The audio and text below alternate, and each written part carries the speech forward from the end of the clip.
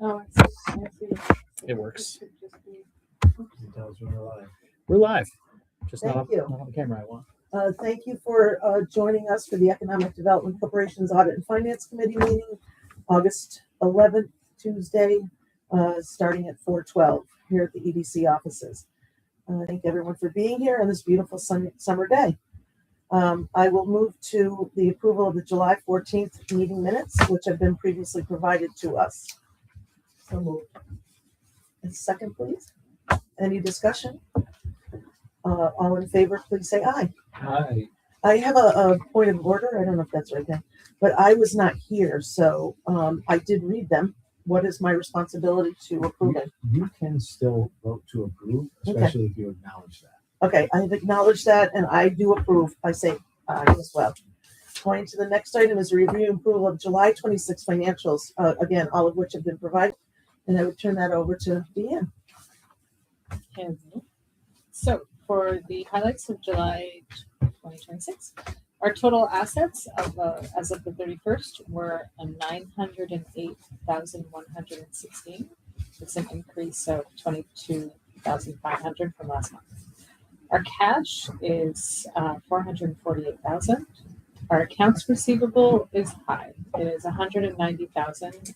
All of that is due from contracts. That's a contract with the town of Queensbury, which there's no unusual delay there. Their fiscal year, their next payment was invoiced out in July.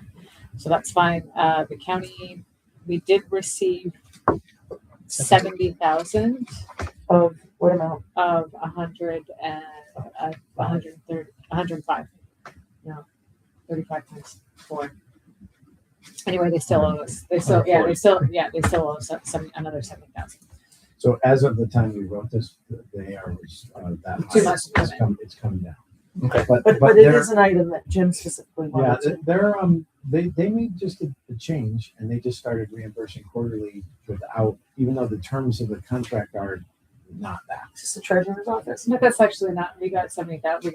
They paid 2 months. I understand, but it's a conversation I got to have with John and then probably with the treasurer, because you can't change your payment schedule without at least notifying us. Sure. And I don't think it was an intentional oversight, but I'm not surprised that that particular office didn't take the time to do that. So we will follow up on your very legitimate question. Okay. Any more on that question? No. Like I said, when I looked at this, I remember we had this problem with the town of Queensbury a year or so ago. And I went back and looked at the July statement from last year, and Warren County didn't even appear on it. So I'm thinking, well, it's changed. So I just wanted to raise the question. Very reasonable question. Our prepaids, mind the misplaced comma. It's 27,170. 7,000 of that is prepaids for our fall sponsorship of the Audit Business Journal's North Country Breakfast, and then the rest is the same every month. It's a security deposit, it's our insurances, it's our prepaid loans and help. I'm just highlighting the right of use assets, short term, long term, on both the liability and the assets, so that you can see how they net out. Total liabilities as of July is 111,159, an increase of 16,000. Our accounts payable is, there's nothing meaningful there, it's 2,600, a little over 2,600. Other current liabilities is all very standard. That does include a placeholder of $1,250, which I put that in the marketing for being, because there's usually a lag on billing, but we may not actually. I don't have any. Yeah. So I will remove that. Total equity, I'm sorry, I did a roundup and forgot to clear. So the total equity as of July 31st is 797,000 clear. So forget the 958. Which includes 432,000 of board designated funds and 137,000 restricted for Queensbury project specifically. Our net income as of July 31st is 35,270. Moving to the statement of activities, our month-to-date income, our contract services that have been billed, they're on track. Our grants, there's a general timing lag. There's the LDC will be invoiced in this quarter. We secured $15,000 via resolution from them to expand the entrepreneur support, which is largely paying for the work that Bob is doing on behalf of the college and is no longer being funded by the college. So the LDC has stepped into helping us carry that. But we are also doing things like the advisory group that we talked about at the board meeting. I could have the first meetings of those yesterday and today. So Martha was actually there and part of all that. So what we're doing the work that is being still to be properly built, but that's just because there isn't any precedent for this. So the process means we got to remind the LDC that they passed this resolution, and that's why this invoice is coming. So you'll see there's a pass-through of $58,033. It shows up under grant other as income, and it shows up under program expenses as rural child care. So it's just a pass-through. It's a straight wash. There's no. I thought there was an overhead. That's the 21. The 2,100 is what we get. Yeah. So the pass-through portion of that roughly $7,000 is 58, and then 21 is staying things. And we estimated what we thought our piece would be, but essentially it's always going to be net of what we pay our consultant. Right. No, I assumed that, but when she said it would equal, then I didn't. That's where I was confused from.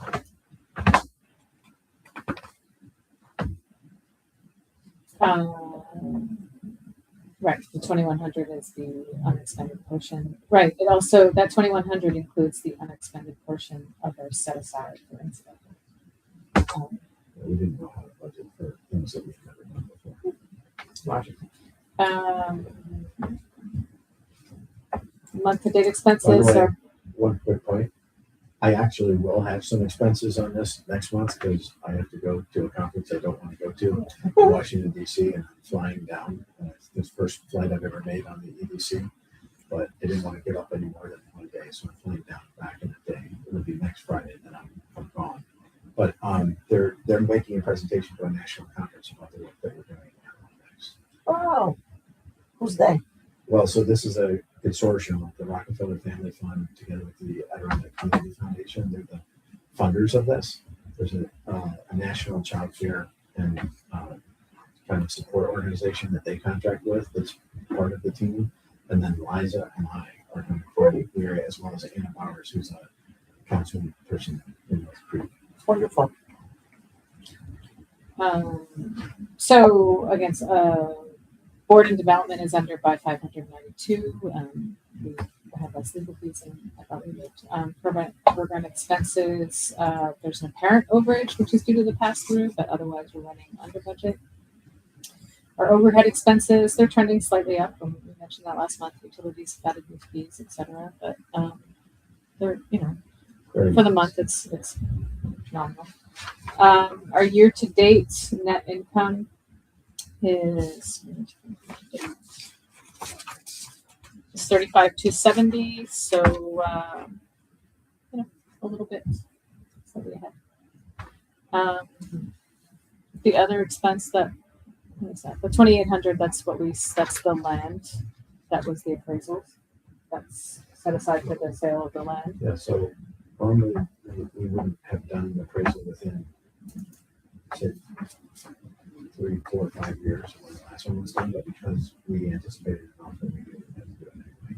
So that has already been executed as part of the process for the offer that's been made on the great part. That offer is kind of sitting in advance. The public comment period has expired, but the offers are still in discussions with EDC about what they believe to be their concerns about the site. John and I are trying to figure out. Well, there's a wetland on it, and DEC has scared everybody with regulations associated with. Essentially, what they said was, despite the original legislation that was put out about wetlands, DEC has the right to come in and enforce on top of that anytime they want. And a court in April of last year threw that out, but it has still spooked a lot of potential buyers because they don't know if that means that DEC is going to invoke some process on them, even if they're theoretically not eligible or required to do so. This is a vexing issue, and so we're trying to get their attorney together with our attorney to really determine whether or not that's likely to occur here. But Is it DEC's attorney? well, no. So this is the land buyer's attorney. Oh. That they don't want to inquire with DEC because their view is if we do that, Yeah. we're guaranteed to have them, look into this. So what they're trying to do is to ascertain whether others have had this experience, and if so, how much to slow them down. I think we can help expedite that by having our legal attorney who sees literally scores of these kind of land transactions and maybe share some of their experience. So we're working on that. But you will see that, like normally we wouldn't see an appraisal within 2 or 3 years of the last one. So the sale continues to be close, Well, it's, moving along. yeah, and This is the only hit. at some point we're going to have to extend the date, which I think we probably would be willing to do. But I just want to make some positive traction with these guys.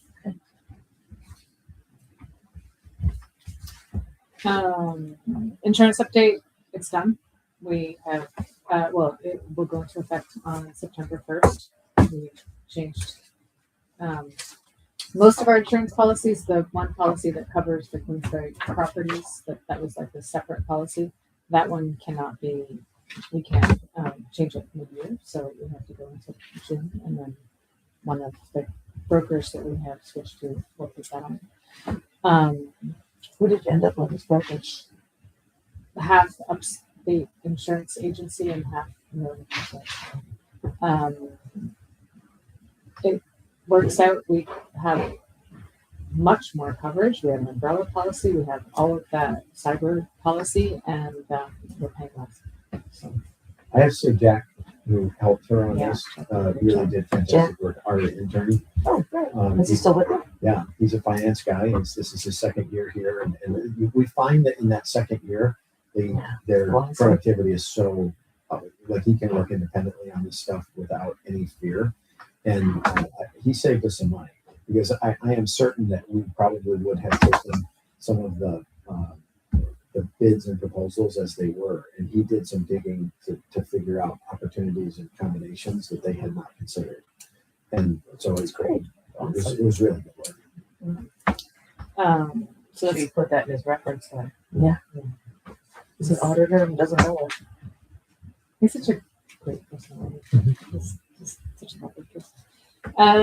So that's the insurance update. First draft of the 2027. Actually, maybe. We'll cover that. Well, so the next item is it's not on there because I didn't know I have it ready in time, but I have the next iteration of the projections of this year.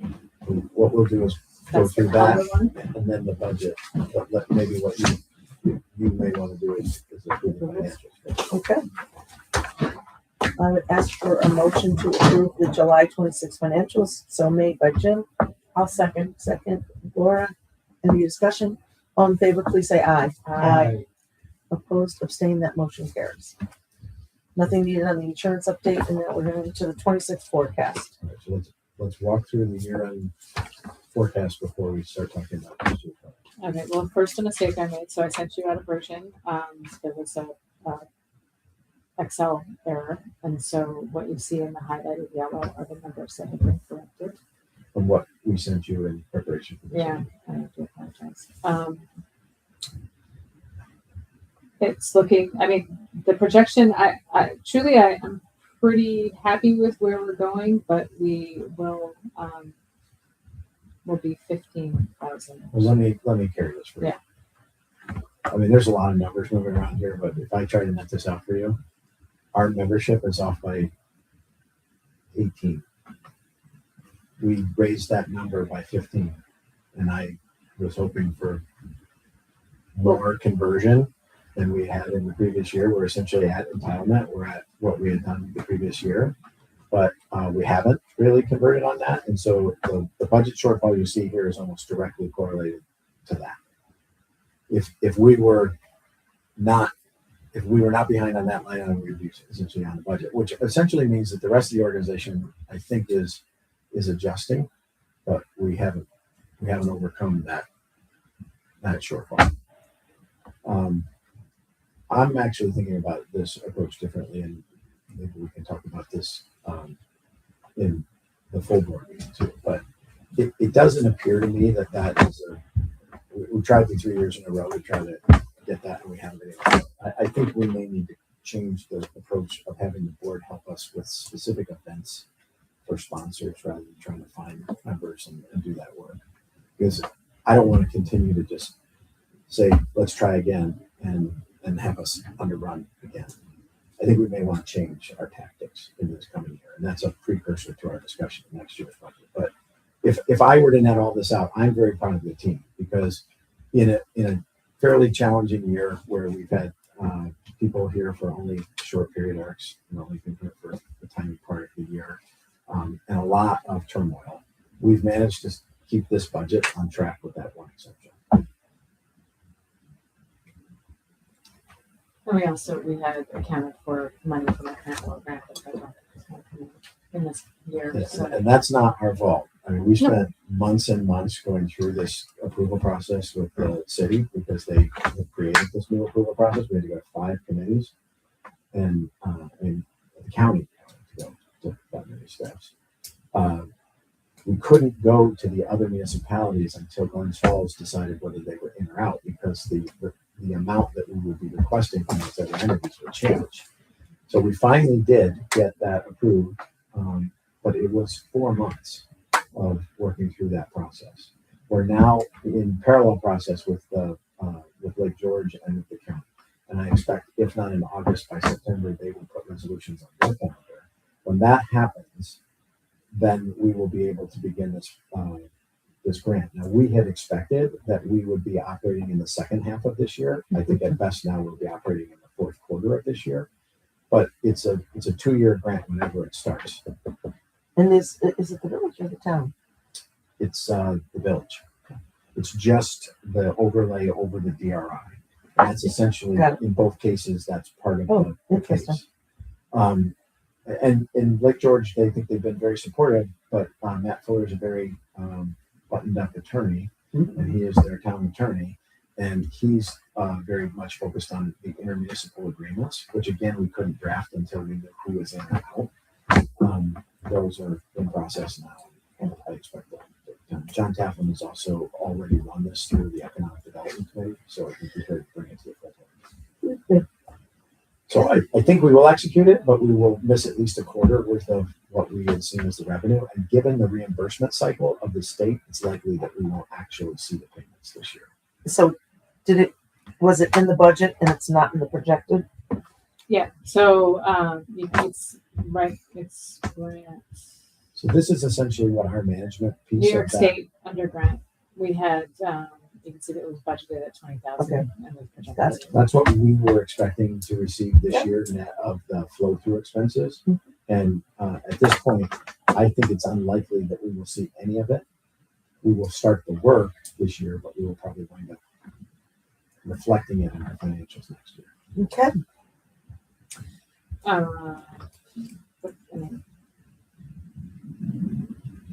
So the forecast is about 16,000 worse than budget. Yep. Yes. But I do think it gives us a strong sense of baseline as we talk about budget for next year. Moving to We spent, Leanne spent a lot of time on this, and it's I think it's the process. it's always hard, Thank when you. you're barely Yes, halfway thank through a you. year to start talking about what it will I know. look like next year. And it's changing dramatically with all the grants. Well, but let's also just take a step back and realize, maybe take a moment to say, what are we trying to accomplish here? We've been talking about trying to diversify our funding for a long time. So every year we're trying to make concerted progress at bringing in other sources of income, whether it be membership, sponsorship, event-based, or in this case, grants. They have to be aligned with with the work that we're already doing. They have to be aligned with our strategy. They have to be aligned with things we're already doing, because it doesn't benefit us to take on additional work at additional cost. But if, for instance, in the Connect All, it's already consistent with what John is doing with the same vendors and the same stakeholders, then that's a good leverage opportunity for us. Next year, we have a more ambitious grant agenda. If you look at the income under grants, you'll see that we're going to approach the LDC about continuing this expanded entrepreneurial support, and I would expect that Bob would continue to help us out of this office. The Connect All grant, we do believe will be in full motion by next year. The Power Up grant is a much larger discussion. We are having a meeting with National Grid and with ESD about it, but it's somewhere between $5 and $10 million worth of work, and that amount of working capital is very hard for us to find. So unless either National Grid is willing to fund it or ESD is willing to change the way that program works, I don't know whether this one is going to proceed. We are, as I said, meeting with Finch and others about this week. But right now, I'm not anticipating. I'm not confident enough to put it in this next year's budget. That we do believe we will continue the child care grant that we're doing for a second year. In fact, we've got the first proposal from them. So that's a pretty good sign about that. Which line is that? That's the Foundation? RCI. That's foundation. So foundation is what we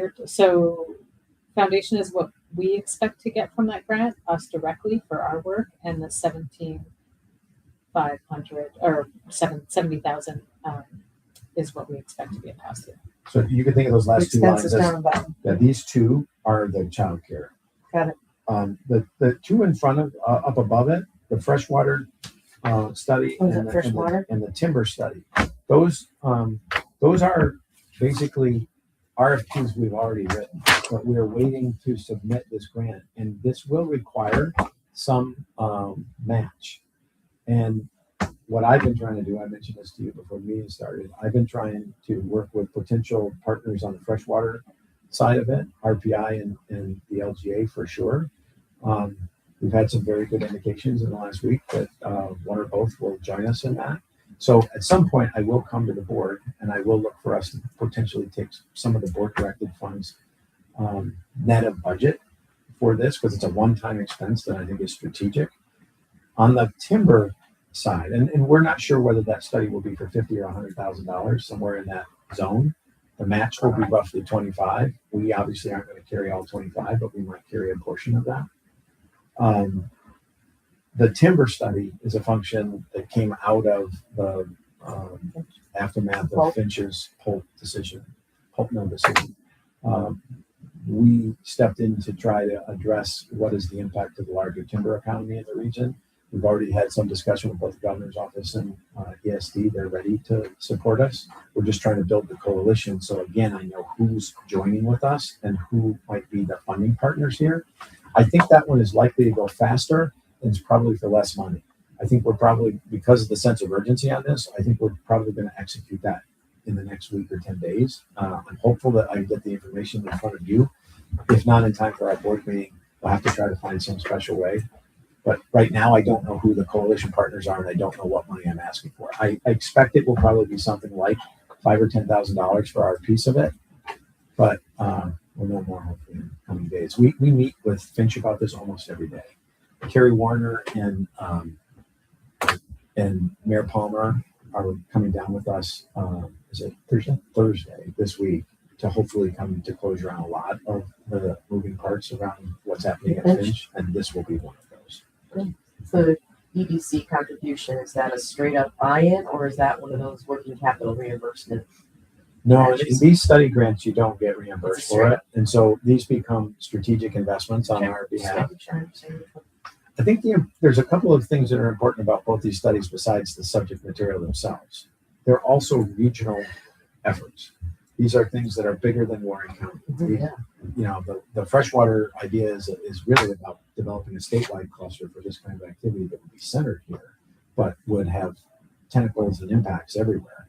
And the timber is obviously throughout the entire park, pretty much anywhere in northern New York that contributes to the wood basket of current timber supply.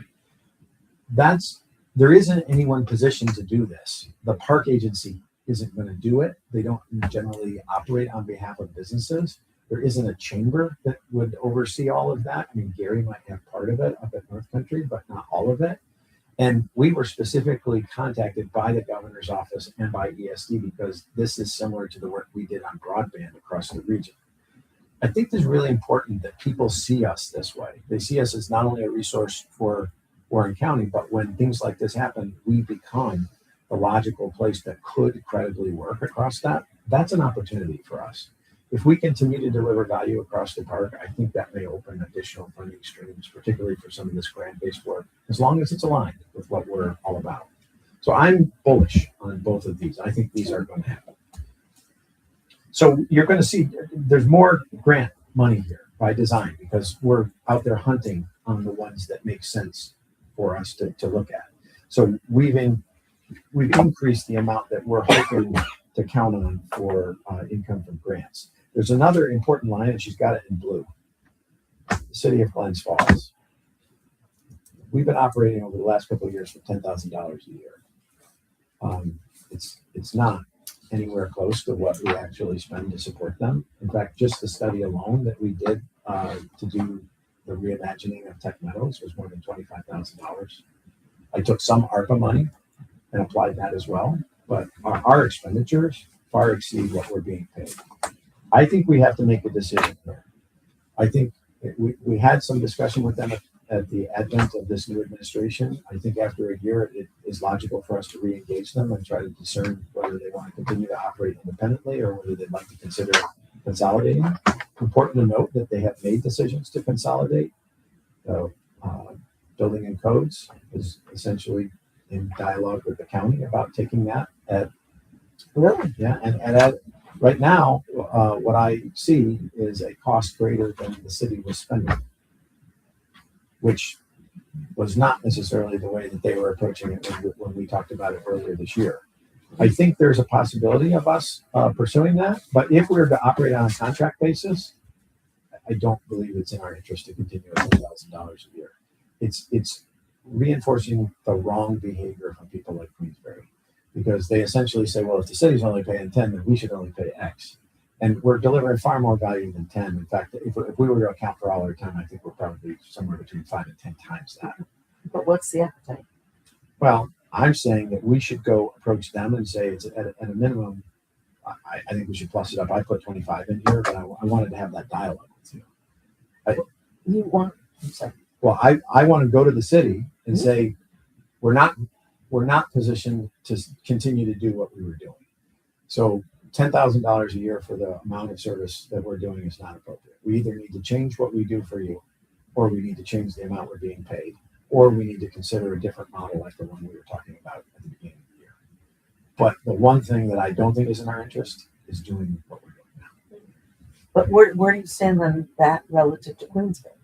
Well, I think I'd like to get this done with the city and then approach Queensbury with whoever's going to be the leader of the town. There's an election going to happen right now. And I think we have a likelihood that there will be a new supervisor. I'm certain that John's not running. And so that discussion to me is first with a new person. And second of all, I'd like it to be baselined off of something that makes more sense from the city.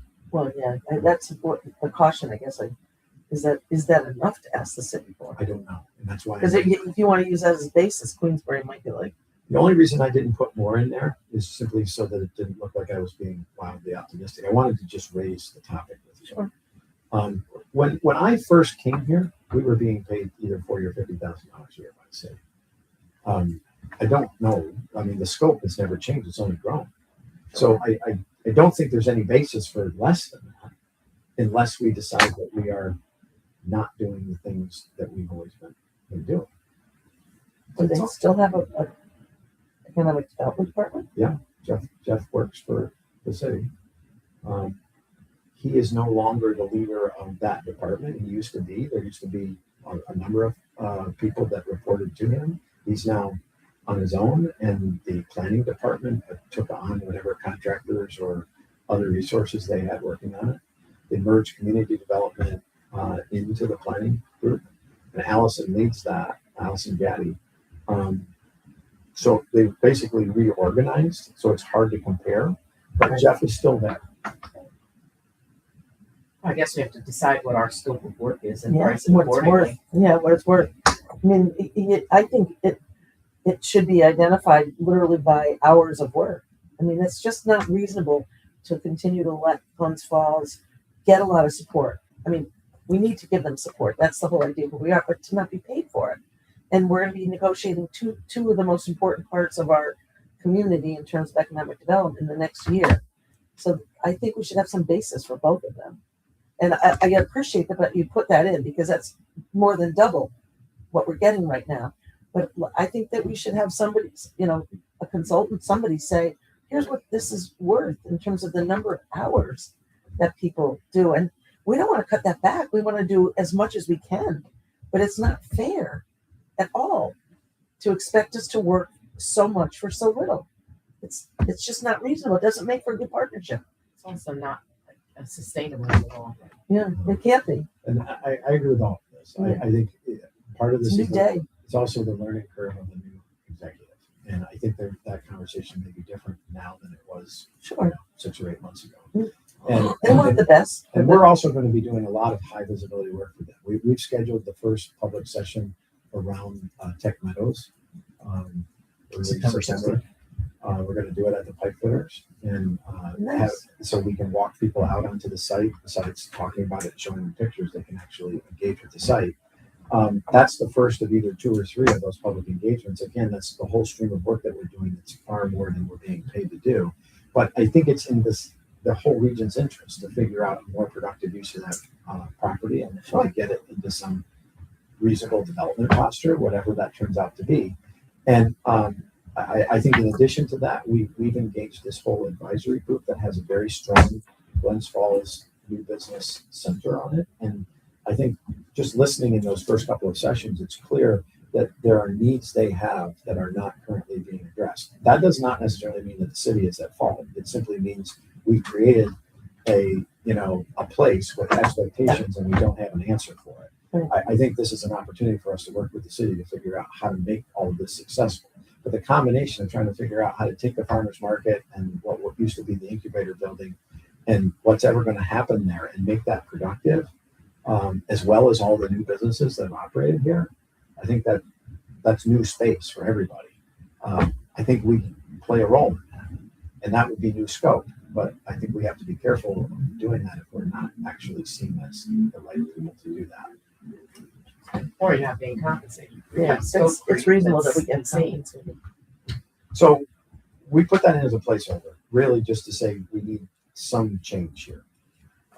So the net of all of this is that you'll see that there's additional expectations for income in those 2 areas, grants and then what we're going to look to see from the city of Glens Falls.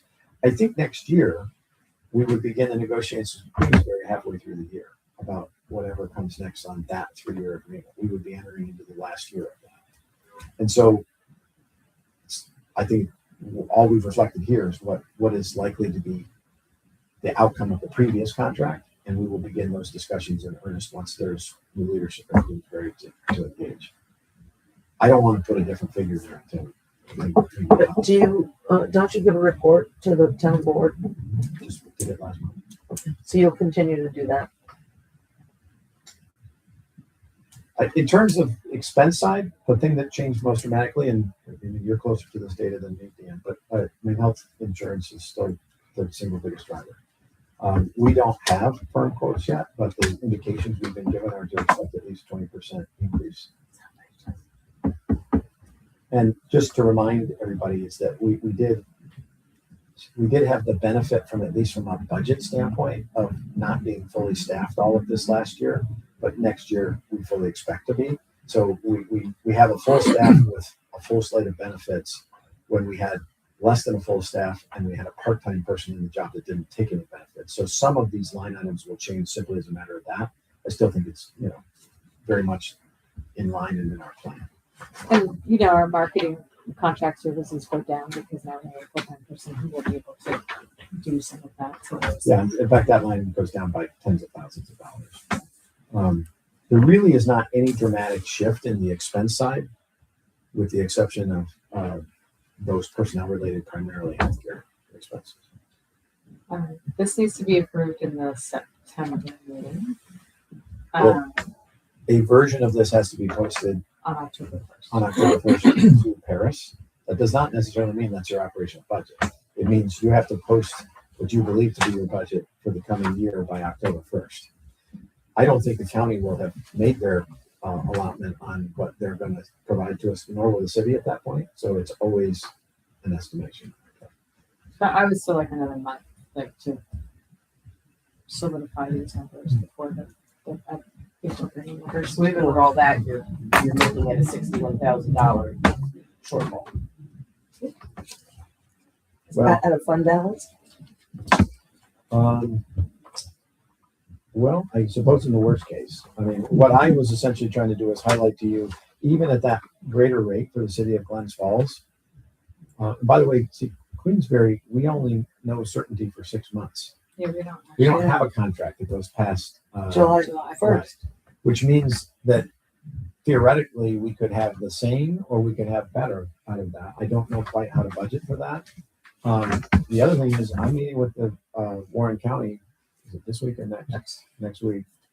We're going to go seek flat funding from them. There's no guarantee that that's how that's going to be. 420 flat? Yeah, 420 is exactly the same as last year. All of those things are in potential flux here. And then we would have to adjust everything that's down here below. But there's not a lot of freedom for us here. Our overhead does not have a lot of discretion in it. And our program expenses, in $130,000, I would say, maybe 70,000 of it is a pass-through on the child care consultant, which we're being fully reimbursed for. So we really only have $60,000 worth of discretion. Mm-hmm. So these are pass-throughs. Any questions on 27? Anything more we can discuss?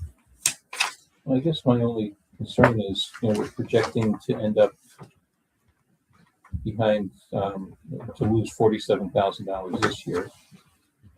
We're getting $61,000 next year. Why are you projecting? Why do you see 47? 15.7 for this year. I thought 15.7 was the Projection difference. 47. She's got projected 47 at the bottom here.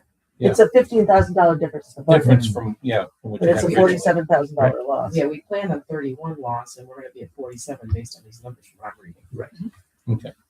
So, Okay. Now I'm managing to the delta. Okay. So yeah, but I'm probably gonna say the same thing you are. My concern is long-term sustainability at this rate.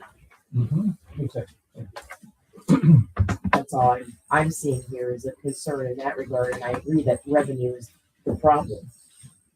And you're at a bare bones in your expenses, but your fund balances aren't going to keep that. Right. I completely agree with you. So in the past, we have focused more effort on membership than we have on grants. I think that's part of where we're trying to go, and we are seeing this uptick, which I do believe is at least promising.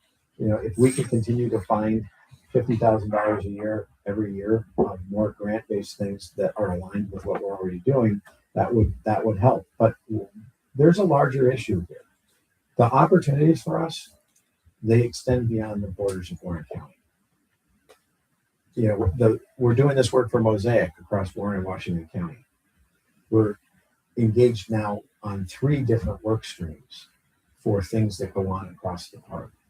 I think we have to explore some of those funding sources and tapping into those. Partners like the Adirondack Community Foundation could be bigger partners if we could figure out how to put something more permanent in place. I actually think that is more likely than trying to raise more money from the same set of businesses here. Who's going to be your person on your staff that's going to go after that? Well, each one of us does it in our own lane. So John, for instance, has been pursuing the things that are associated with technology and IT and broadband.